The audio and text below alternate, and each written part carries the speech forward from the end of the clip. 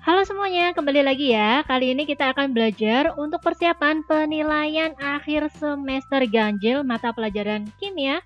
Khususnya kali ini kita masih ngelanjutin materi termokimia. Kemarin itu ceritanya ada soal yang kurang pembahasannya sehingga terpaksa harus di-cut dari video yang kedua kemarin. Sehingga terpaksa nih harus dilanjutkan dengan video yang ketiga. Ini udah yang terakhir kok, santai aja. Jadi ini langsung ke nomor 8 ya.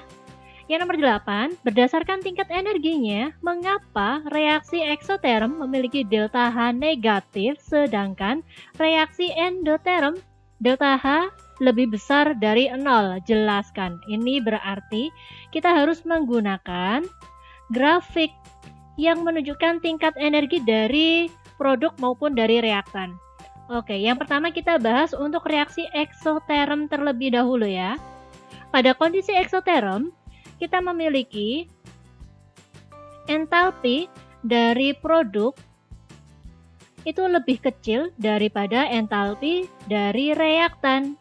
Sehingga kita akan menggambarkannya seperti ini. Yang ada di atas, ini adalah reaktan. Energi ini itu ya, sumbu Y-nya adalah energi. Sedangkan untuk produknya ada di bawah energinya. Ini produk. Sedangkan kita tahu kalau delta H reaksi itu adalah H produk, entalpi produk ya, dikurangi entalpi reaktan. Selanjutnya kita tahu karena produk itu lebih kecil daripada reaktan, maka nilainya di sini adalah negatif atau kurang dari 0. Lalu, kita gambar lagi grafik. Ini untuk reaksi endoterm. Sumbu Y ini adalah energi. Boleh entalpi juga boleh ya. Lalu pada kondisi endoterm, kita tuliskan bahwa entalpi dari produk itu lebih besar dari entalpi untuk reaktan. Sehingga kita menggambarkannya seperti ini. Yang ada di atas berarti ini produk. Lalu yang di bawah ini adalah reaktan. Oh ya, ini ada anak panah ya. Anak panahnya menyesuaikan. Berasal dari reaktan mengarah ke produk seperti ini. Maka untuk yang eksoterm berasal dari reaktan mengarah ke produk, turun ke bawah. Lanjut, yang delta H reaksi untuk endoterm, ini rumusnya tetap ya, entalpi produk dikurangi entalpi reaktan. Nah, pada kondisi ini kita memiliki delta H reaksi itu nilainya positif atau lebih besar dari 0. Udah kejawab ya. Selanjutnya, yang nomor 9. Oke, ini kita menggunakan apa nih? Oke, delta H ya, atau kita menggunakan hukum Hess. Diketahui ada reaksi, ada dua buah reaksi seperti ini. Lalu yang ditanyakan besarnya delta H untuk reaksi berikut adalah, nah caranya berarti kita bertumpu pada reaksi yang diinginkan. Oke ya. Lalu di sebelah kiri kita memiliki aluminium. Nah, di sini aluminium juga ada di sebelah kiri, sehingga reaksi ini tetap kita tulis seperti biasa, tidak perlu dibalik.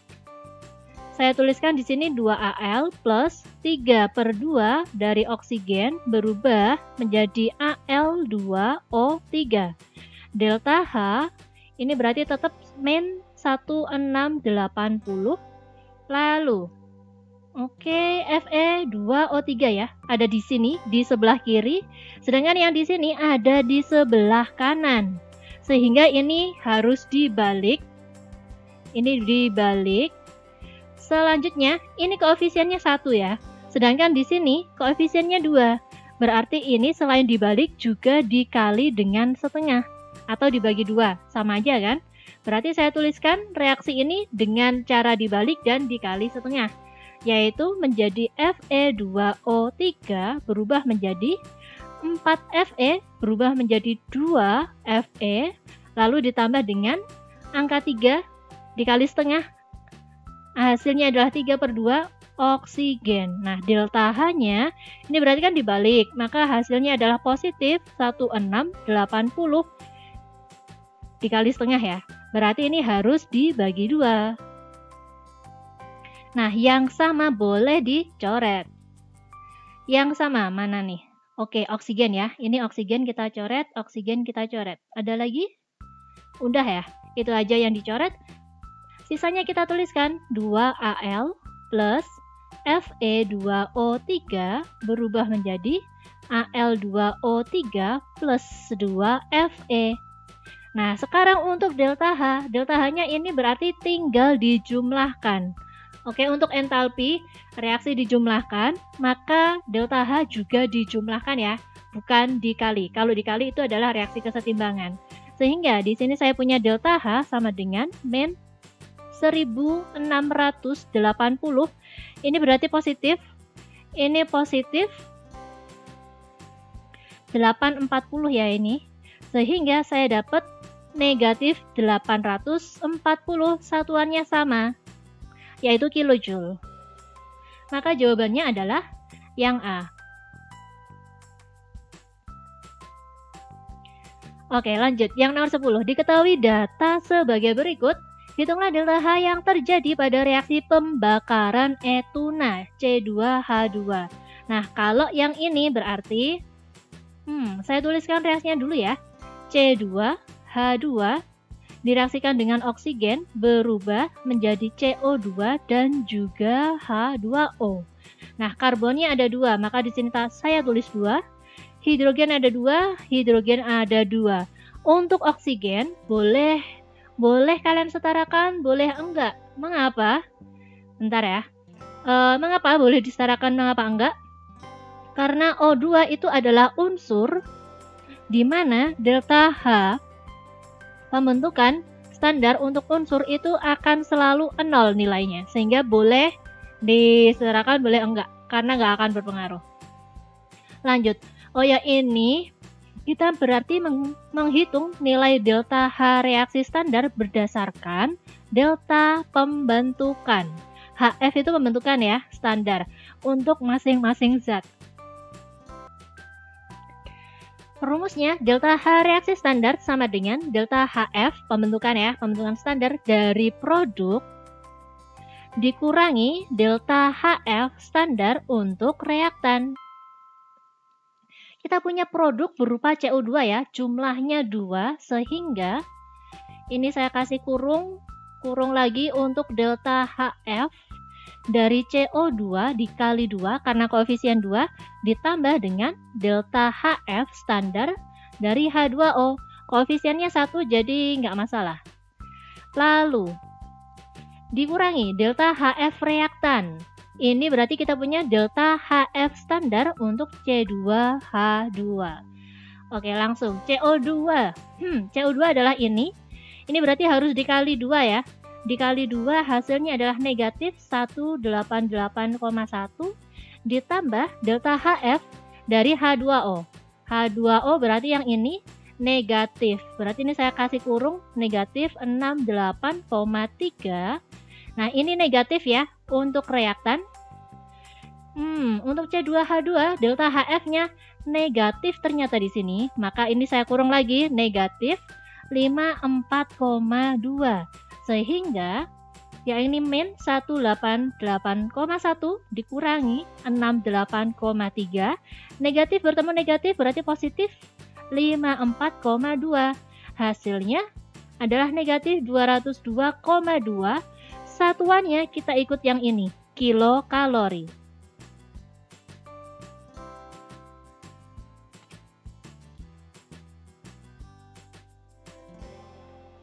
Oke, lanjut ya.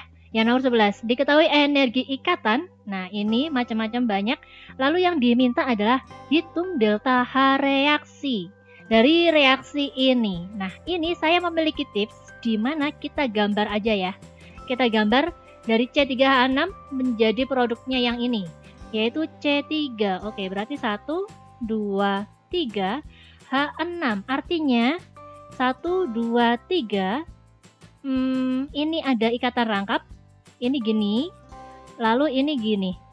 Jumlahnya ada 6 ya hidrogen. 1, 2, 3, 4, 5, 6. Nah, benar kan? Lalu ada ikatan HBr berubah menjadi C3H7Br. Nah, ini berubah menjadi ikatan tunggal semuanya. Oke ya, 1, 2, 3. Ini hidrogen. Hidrogen sebanyak 7. Nah, ini 6 ya. Lalu ada hidrogen bertemu dengan Br ada di sini. Nah, kita hitung aja. Ikatan antara karbon dengan hidrogen. Karbon dengan hidrogen ada 1, 2, 3, 4, 5, 6. Sesuai dengan ini ya, ada 6. Lalu, karbon dengan karbon ikatan tunggal ada 1.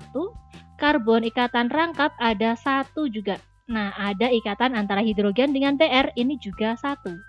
Selanjutnya, yang di sebelah kanan ada ikatan karbon dengan hidrogen sebanyak 7. Oke. Lalu, karbon ikatan tunggal ada 2 dan karbon dengan Br ada 1. Udah ya? Udah semuanya. Nah, ini jika ada yang sama boleh kita coret. Contohnya adalah karbon dengan hidrogen. Jumlahnya ada 6. Di sebelah kiri habis. Mengapa? Karena di sebelah kanan ada karbon dengan hidrogen jumlahnya 7. Maka ini sisa 1.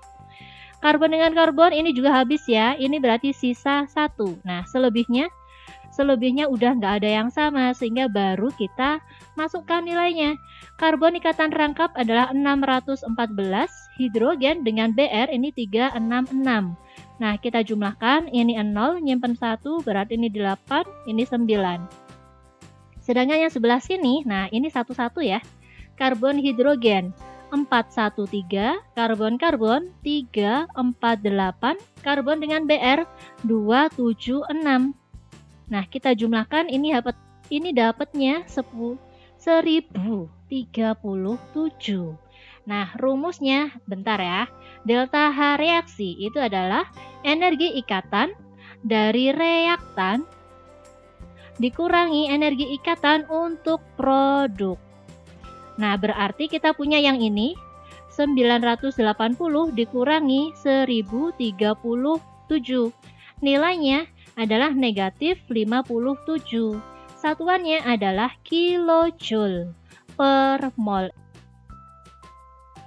Oke, ini yang nomor terakhir ya. Diketahui energi ikatan. Nah, masih sama, bedanya kita harus menentukan reaksinya. Kalau yang tadi kan udah ditulisin apa aja yang terbentuk. Nah, berarti yang di sini adalah C2H4. Ini saya tuliskan C2H4 dulu ya. Jika yang diminta adalah reaksi pembakaran, berarti harus direaksikan dengan oksigen kayak gini. Produknya nanti akan selalu berubah menjadi CO2 dan juga H2O. Nah, bentar. Ini kita setarakan dulu di depan biar nanti kita nggak kelewatan gitu waktu ngitung. Karbonnya itu ada 2. Ini berarti ada 2. Hidrogennya ada 4 ya. Berarti ini saya kali 2. Nah, oksigen. Nah, untuk yang kali ini bukan delta HF, bukan delta H pembentukan, maka oksigen itu wajib dihitung. Wajib ya. Ini oksigen di sebelah kanan itu ada 4, oksigen ini ada 2, berarti jumlahnya 6. 6 dibagi 2 berarti di sini ada 3 koefisiennya. Nah, berarti ini saran saya digambar aja. Ya, digambar aja. C2H4 itu berarti alkena, di mana ini ikatan rangkap, ini ada hidrogen jumlahnya 4. Lalu dengan 3 buah oksigen, oksigen itu ikatannya rangkap gini ya. Berubah menjadi CO2, nah CO itu kayak gini, koefisiennya 2, dan ada 2 H2O. H2O itu gambarnya kayak gini, struktur Lewisnya. Oke ya, saya tidak melengkapi struktur Lewis ya, nggak masalah kan? Nah, selanjutnya kita identifikasi ikatannya ada apa aja. Ini jelas ya, ada karbon dengan hidrogen, jumlahnya ada 4. Lalu oksigen, ikatan rangkap ada 3. Oke, lalu yang di sebelah kanan, ikatan antara karbon, ikatan rangkap dengan oksigen. Nah, di sebelah kiri ada 1, kanan itu ada 1, berarti ada 2. 2 dikali 2, maka jumlahnya ada 4. Lalu ikatan antara hidrogen dengan oksigen. Nah, ini ada 2 ya. 1, 2 dikali dengan koefisien 2 berarti kita punya 4. Nah, baru kita hitung nilainya. Ini berarti 4 dikali CH. CH ini adalah 413. Ini 3 dikali oksigen ikatan rangkap ada 498. Yang di sini ikatan rangkap karbon dengan oksigen berarti 4 dikali 745. Oh ya, ini langsung aja ya, 2980. Yang hidrogen dengan oksigen. Oh, ini saya benerin dulu ya. Hidrogen dengan oksigen ini nilainya adalah 463. Ini waktu ngedit ada yang kelupaan. Berarti ini 4 dikali 463 sama dengan 1852. Nah, kita jumlah ya. Ini berarti 3 nyimpen 1, ini 8 nyimpen 1. Nah, 4832. Nah, yang di sini berapa ya? Yang ini adalah 1652. Nah, bentar nih. Ini kalkulator dulu dong. 498 dikali 3, 8 kali 3 4 nyimpen 2, 27, 29, 12 berarti 1494. Berarti berapa nih? Ini 6, ini 4 nyimpen 1, 3146. Nah, rumusnya kayak yang tadi. Di mana delta H reaksi sedikit batuk ya. Delta H reaksi berarti energi ikatan untuk reaktan dikurangi energi ikatan untuk produk. Nah, ini berarti kita punya 3146 dikurangi 4832. Hasilnya adalah, kelihatannya ini berarti negatif 1686, satuannya boleh kilojoule per mol. Oke, sampai di sini dulu ya pembahasan tentang termokimia. Kita bisa lanjutkan dengan materi selanjutnya. Oke, tetap semangat, kalian pasti bisa menghadapi ujian. Sampai ketemu di video selanjutnya. Terima kasih.